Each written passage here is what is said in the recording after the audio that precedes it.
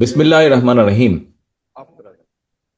জুলাই শহীদদের স্মরণে এবং সম্মানে স্থাপিত ডিজিটাল স্মৃতিস্তম্ভ অনুষ্ঠানের সম্মানিত সভাপতি জাউল করিম বাদশাহ, মঞ্চে উপস্থিত জেলা বিএনপি সহ কেন্দ্রীয় নেতৃবৃন্দ, আমার সামনে উপস্থিত বগুড়া জেলা বিএনপি যুবদল, ছাত্রদল, স্বেচ্ছাসেবক দল, শ্রমিক দল, মহিলা দল সহ বিভিন্ন সহযোগী অঙ্গ সংগঠনের প্রিয় সহকর্মীবৃন্দ, আসসালামু আলাইকুম।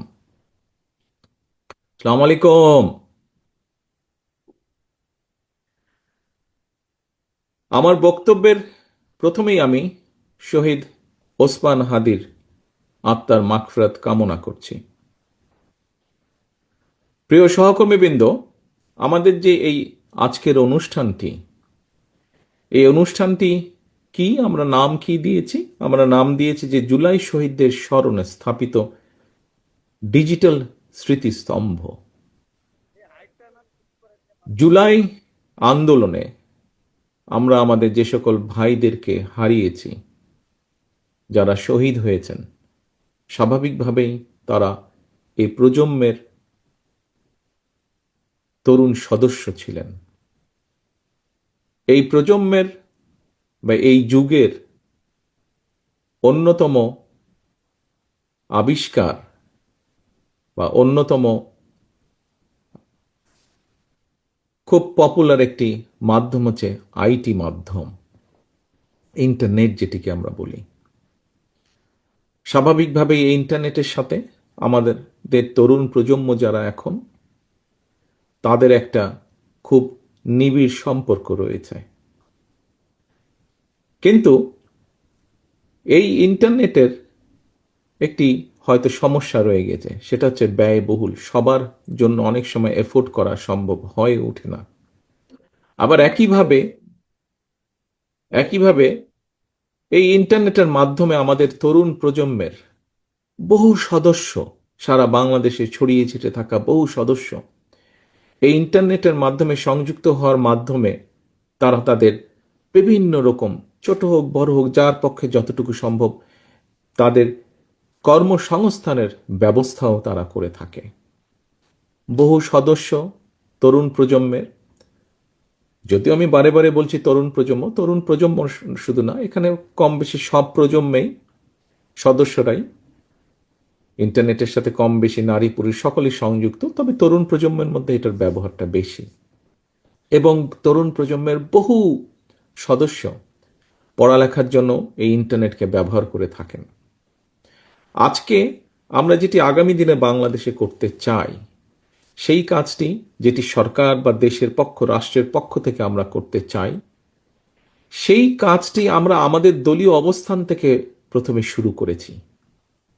দলীয় অবস্থান থেকে আমরা এই জন্য শুরু করেছি যে আমরা যেটা চাই করতে, যেটা বলি আমরা, সেটি আমরা নিজেরা প্রথমে চেষ্টা করি। এইটি এর আগেও প্রমাণিত হয়েছে এবং এটি বর্তমানে আমরা প্রমাণ করার জন্য আমরা আজকে এই উদ্যোগটি গ্রহণ করেছি। এর আগে আমাদের আইটি সম্পাদক জনাব ওয়াহিদুজ্জামান, ওনার বক্তব্যে উনি বলেছেন খুব সংক্ষেপে যে বগুড়ার শহরের 20টি জায়গায় আমরা এই ডিজিটাল স্তম্ভ তৈরি করেছি। এখন এই ডিজিটাল স্তম্ভটি কি? ডিজিটাল স্তম্ভটি হচ্ছে আমরা ইন্টারনেটের সুবিধাটা যাদের জন্য ব্যয়বহুল বা কষ্টকর, যাদের পেতে সমস্যা হচ্ছে ইন্টারনেট কানেকশন, তাদের জন্য আমরা এই ব্যবস্থাটা করতে চাইছি। আমাদের আগামী দিনের যে লক্ষ্য, সেটি হচ্ছে ইনশাল্লাহ আল্লাহর রহমতে আগামী নির্বাচনে বাংলাদেশ জাতীয়তাবাদী দল বাংলাদেশের মানুষের সমর্থনে ইনশাল্লাহ সরকার গঠনে সক্ষম হলে আমরা এই ইন্টারনেট সেবাটাকে আরো ইজি করে আনতে চাই মানুষের জন্য, বিশেষ করে তরুণ প্রজন্মের জন্য। একটু আগেই যেই কথাটি আমি বলেছি যে এই ইন্টারনেট কানেকশনের সাথে বা এটার ইন্টারনেটের ইন্টারনেট ফ্যাসিলিটির মাধ্যমে বহু তরুণ প্রজন্মের বহু সদস্য বিভিন্নভাবে কর্মসংস্থানের ব্যবস্থা করে থাকে। এই বিষয়টি যাতে আরো ইজি করা সম্ভব হয়, যেমন আজিজুল হক কলেজে যে কানেকশনটা দেওয়া হয়েছে, এটি ফ্রি কানেকশন। এটিতে সেখানে লগ ইন করার জন্য স্বাভাবিকভাবেই কয়েকটি প্রসিডিওর থাকবে। এই প্রসিডিওরটি ফিল আপ করার পরে যে কোনো সদস্য যে কোনো সদস্য 1 থেকে 1.5 ঘন্টা ফ্রি ইন্টারনেট পাবে। এখন আপনারা হয়তো প্রশ্ন করতে পারেন, শুধু 1-1.5 ঘন্টাই পাবে? না, 1-1.5 ঘন্টা পাবে না। 1 ঘন্টা বা 1.5 ঘন্টা পরে সেটা ডিসকানেক্ট হয়ে যাবে, তখন আবার নতুন করে সে ওটাতে লগ ইন করতে পারবে। অর্থাৎ তার যতক্ষণ সময় সেটি করতে পারবে, এবং এটির জন্য তাকে কোনো পে করতে হবে না। এর মাধ্যমে কি হবে, যারা ছাত্রছাত্রী তারা তাদের ইন্টারনেট সংক্রান্ত যেগুলা পড়ালেখার বিষয় চাই সেই কাজগুলো তারা সম্পন্ন করতে পারবে। আমাদের তরুণ সমাজের অনেকে আছে যারা হয়তো ইন্টারনেটে বিভিন্ন রকম কাজ করে থাকে। কি হয়তো অনলাইন শপিংয়ের কাজ করে থাকে, বিভিন্ন জিনিস এখান থেকে কিনে ওখানে সে বিক্রি করছে ইন্টারনেটের মাধ্যমে। কেউ হয়তো ডিজাইনিংয়ের কাজ করে থাকে, কেউ হয়তো ডাটা প্রসেসিংয়ের কাজ করে থাকে, কেউ হয়তো কল সেন্টারের কাজ করে থাকে। অর্থাৎ এই মানুষগুলোকে যতটুকু সম্ভব একটু হলেও সুবিধা তৈরি করে দেওয়া, যাতে তাদের কাজের জন্য কিছুটা সুবিধা হয়। এবং এটি পর্যায়ক্রমিকভাবে ইনশাল্লাহ, একটু আগেই যেটা বললাম যে আল্লাহর রহমতে আমরা সরকার গঠনে সক্ষম হলে বিএনপি এই সুবিধাটা আমরা সারা বাংলাদেশে ধীরে ধীরে আমরা ছড়িয়ে দিতে চাই, যাতে সারা বাংলাদেশের তরুণ সমাজ সহ সকল মানুষ যাদের প্রয়োজন তারা এই সুবিধাটি ব্যবহার করতে পারেন। এবং এই সুবিধা ব্যবহার করার মাধ্যমে এই সুবিধাটি ব্যবহার করার মাধ্যমে মানুষ, বিশেষ করে তরুণ প্রজন্ম, তারা যাতে তাদের কর্মসংস্থানের ব্যবস্থা করে ফেলতে পারে। প্রিয় সহকর্মীবৃন্দ, এর ভেতরেই আপনারা এর মধ্যে অনেকেই উপস্থিত ছিলেন, সেটি বিএনপি, ছাত্রদল, যুবদল, স্বেচ্ছাসেবক সহ বিভিন্ন অঙ্গ সহযোগী সংগঠনে আমাদের এখানে নেতৃবৃন্দ উপস্থিত ছিলেন। আমরা কতগুলো বিষয় আগামীতে আমরা ইনশাল্লাহ সরকার গঠন করতে পারলে আমাদের যে 31 দফা আছে, 31 যেই দফাটি আমরা প্রায় 2.5 বছর আগে জনগণের সামনে উপস্থাপন করেছিলাম, তার ভিতরে অনেকগুলো বিষয় আছে। সেখানে সাংবিধানিক বিষয় আছে, সেখানে আইনগত বিষয় আছে, সেখানে মানুষের কর্মসংস্থানের বিষয় আছে, মানুষের স্বাস্থ্য চিকিৎসা, সেখানে নারীদের এম্পাওয়ারমেন্টের বিষয় আছে, সকল কিছু আছে। কিন্তু যেহেতু 31 দফা মানুষের জন্য সবসময় মনে রাখা সম্ভব হয় না, সেই জন্য ওটাকে ছোট করে নিয়ে এসে আমরা 7টি বিষয় আপনাদের সামনে উপস্থাপন করেছি। যেমন একটি খুব পপুলার বিষয় ফ্যামিলি কার্ড। এর মধ্যে নিশ্চয়ই সবাই ফ্যামিলি কার্ডের সাথে পরিচিত হয়েছেন না আপনারা? ফ্যামিলি কার্ডের সাথে এই ফ্যামিলি কার্ডটি আমরা তো মানুষের মধ্যে পৌঁছে দিতে চাই, বিশেষ করে নারীদের কাছে। এই ফ্যামিলি কার্ডটি হবে নারীদের কাছে। আমরা কৃষক কার্ড বা ফার্মার্স কার্ড একটা ইন্ট্রোডিউস করতে চাই, যেটি আমাদের প্রান্তিক ক্ষুদ্র মাঝারি কৃষক যারা আছেন তাদেরকে সহযোগিতা করার জন্য আমরা এটি পৌঁছে দিতে চাই। আমরা দেশের শিক্ষার্থী যারা আছে, আগামী ভবিষ্যৎ প্রজন্ম যারা আছে, তাদের শিক্ষা ব্যবস্থা, শিক্ষাই হচ্ছে জাতির মেরুদণ্ড। আজকে যদি আমরা শিক্ষা ব্যবস্থাটাকে ধীরে ধীরে সুন্দরভাবে গড়ে তুলতে পারি, আমাদের শিক্ষার্থীদের শিক্ষার মেরুদণ্ডটা যদি আমরা মজবুত, ভিত্তিটা যদি আমরা মজবুত করে গড়ে তুলতে পারি, ইনশাল্লাহ আমরা ভবিষ্যতে, সময় লাগবে কিন্তু আমাদেরকে শুরু করতে হবে কাজ। বিগত স্বৈরাচারের সময় আমরা দেখেছি প্রত্যেকটি সেক্টরকে তারা ধ্বংস করে দিয়ে গেছে। ঠিক আছে, তারা ধ্বংস করেছে। বিএনপি বাংলাদেশ জাতীয়তাবাদী দল ইনশাল্লাহ আবার গড়ে তুলবে মানুষের শিক্ষা ব্যবস্থা, ভবিষ্যৎ প্রজন্মের শিক্ষা ব্যবস্থা আমরা ধীরে ধীরে করে গড়ে তুলব। প্রিয় সহকর্মীবৃন্দ, আমরা শিক্ষা ব্যবস্থার পাশাপাশি মানুষের চিকিৎসা ব্যবস্থাকে, প্রান্তিক গ্রামের প্রান্তিক মানুষ যাতে চিকিৎসা সুবিধা পায় সেটির জন্য আমরা পরিকল্পনা গ্রহণ করেছি। এখানে যারা মুরব্বী নেতৃবৃন্দ আছেন, সিনিয়র নেতৃবৃন্দ আছেন, অনেকেরই আপনাদের ধারণা আছে, আমাদের বয়সীয় কম বেশি যারা আছেন তারাও দেখেছেন, কম বেশি ধারণা আছে।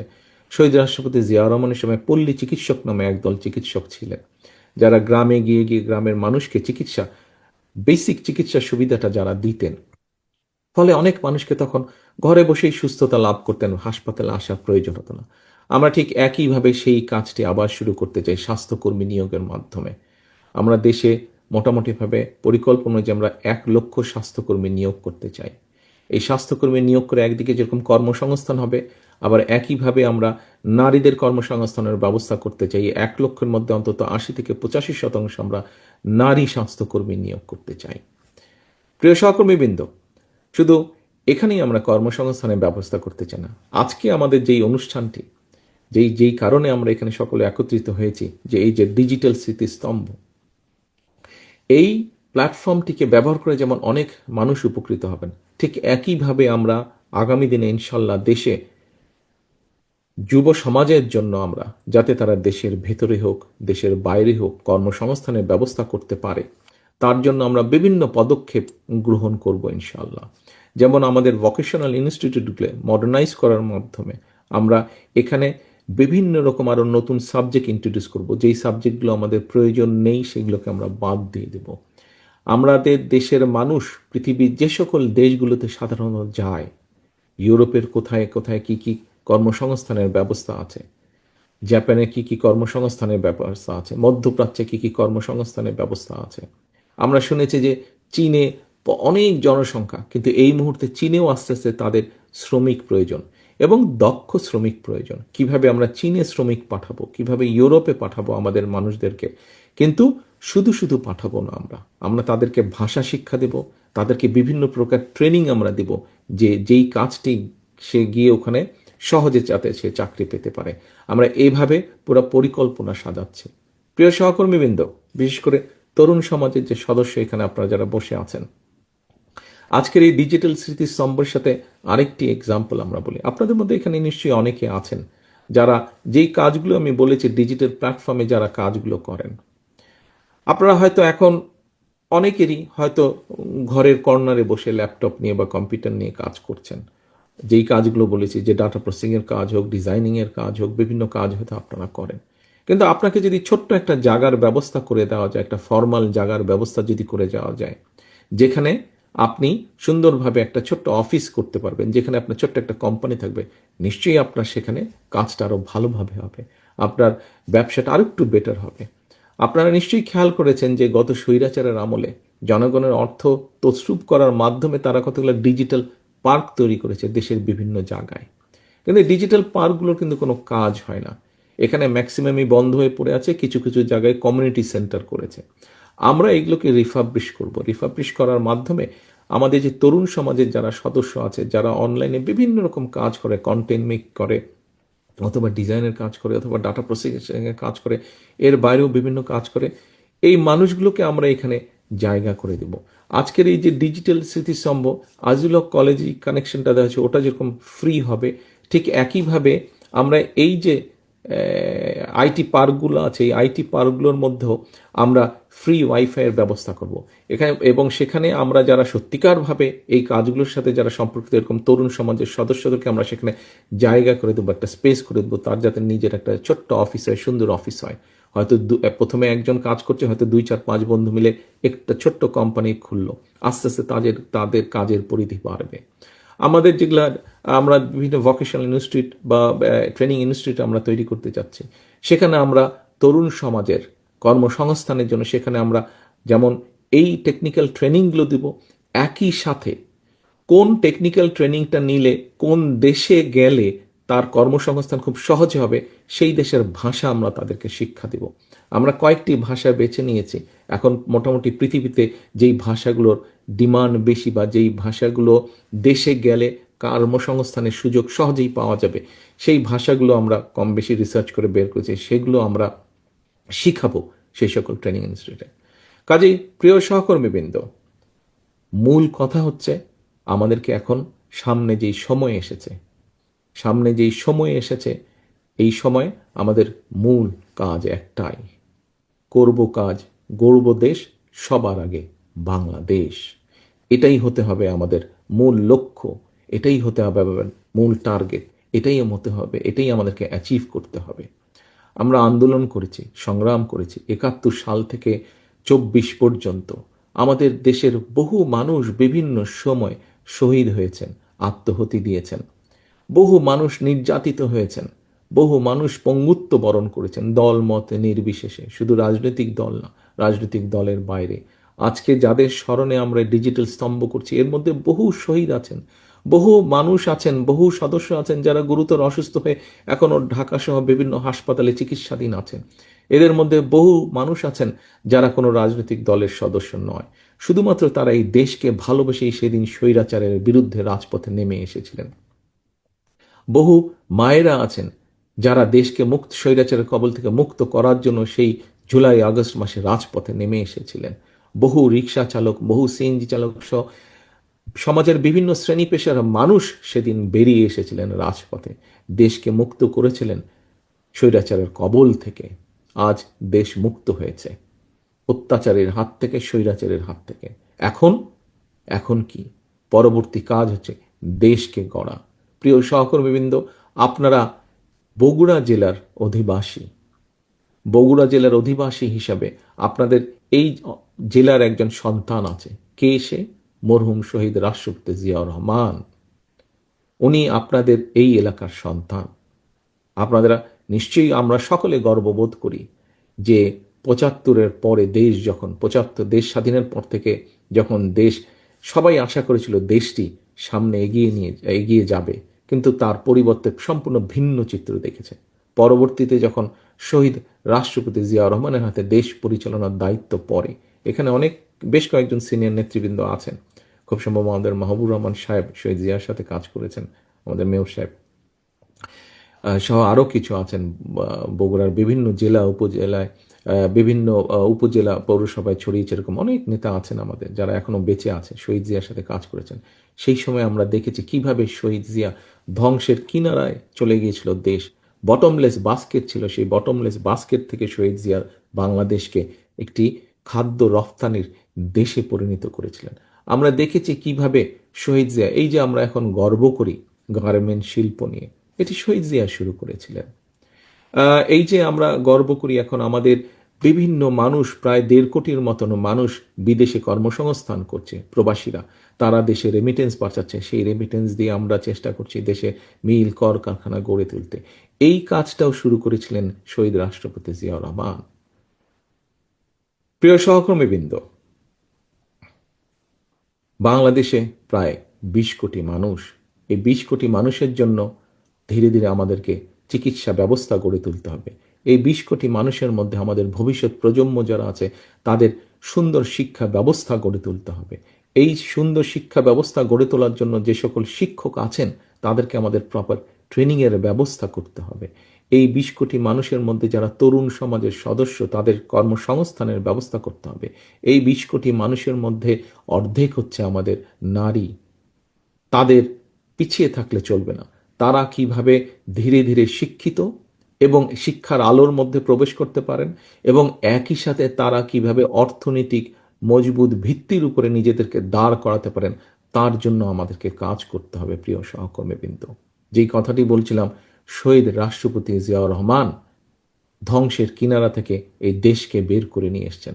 আপনারা তারই সৈনিক। আজকে দেশনেত্রী খালেদা জিয়া ৯১ সালে যখন সরকার গঠন করেছিলেন তখনও স্বৈরাচারের কবল থেকে দেশকে রক্ষা করে ধীরে ধীরে ধ্বংসের কিনারা থেকে উন্নয়নের পথে দেশকে নেওয়া হয়েছিল। প্রিয় সহকর্মীবৃন্দ, আপনারা এই দুই মহান নেতার সৈনিক। আপনারা আজ আপনাদের হাতে বা আপনাদের সামনে ইনশাল্লাহ সেই সুযোগ এসে হাজির হয়েছে। আবার আমাদের দেশটাকে ধ্বংসের কিনারা থেকে গড়ে তুলতে হবে।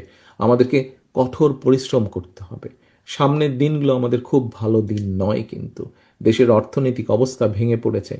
দেশের বিভিন্ন জায়গায় বিভিন্ন রকম অরাজকতা শুরু হয়েছে, বা কেউ কেউ করার চেষ্টা করছে। কাজেই এইগুলো সম্পর্কে আমাদেরকে সজাগ থাকতে হবে। দেশের কর্মসংস্থান, দেশের লক্ষ লক্ষ মানুষ বেকার হয়ে যাচ্ছে।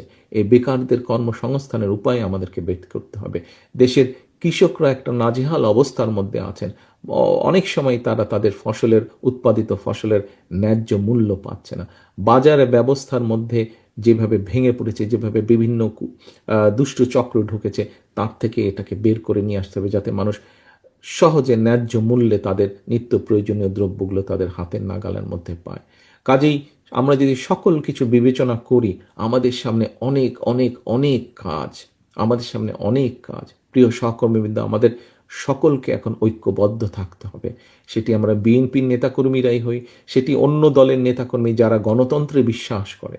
আজকে এই যে শহীদ ওসমান হাদি যে শহীদ হয়েছেন, যে মানুষটি শহীদ হয়েছেন, এই মানুষটিও কিন্তু গণতন্ত্রের পথেই ছিলেন। এই মানুষটিও কিন্তু আগামী নির্বাচনের একজন প্রার্থী ছিলেন, অর্থাৎ উনি একজন প্রার্থী ছিলেন ঢাকা ৮ আসনের উনি প্রার্থী ছিলেন, এবং এটির মাধ্যমে প্রমাণিত হয় যে শহীদ ওসমান হাদি নিজেও গণতন্ত্রে বা ভোটের রাজনীতিতে বিশ্বাস করতেন উনি, এবং সেই জন্যই উনি নিজেও প্রার্থী ছিলেন। কাজেই আজকে শহীদ ওসমান হাদির প্রতি যদি সম্মান রাখতে হয় আমাদেরকে, আজকে আমাদের জুলাই শহীদদের প্রতি যদি সম্মান রাখতে হয়, জুলাইয়ের যোদ্ধাদের প্রতি যদি সম্মান রাখতে হয়, আজকে আমাদের একাত্তরের শহীদদের প্রতি যদি সম্মান রাখতে হয়, একাত্তরের মুক্তিযোদ্ধাদের প্রতি যদি সম্মান রাখতে হয়, তাহলে আমাদের একটাই লক্ষ্য হতে হবে এখন, দেশের দেশের মানুষের জন্য যেভাবে হোক শান্তি প্রতিষ্ঠা করা এবং দেশের জন্য কাজ করা, দেশকে সামনে নিয়ে যাওয়া। প্রিয় সহকর্মীবৃন্দ, আসেন, লক্ষ্য উদ্দেশ্য সামনের দিনে একটাই, করব কাজ, গড়ব দেশ, সবার আগে বাংলাদেশ। আল্লাহ হাফেজ। বাংলাদেশ জিন্দাবাদ। বাংলাদেশ জাতীয়তাবাদী দল জিন্দাবাদ।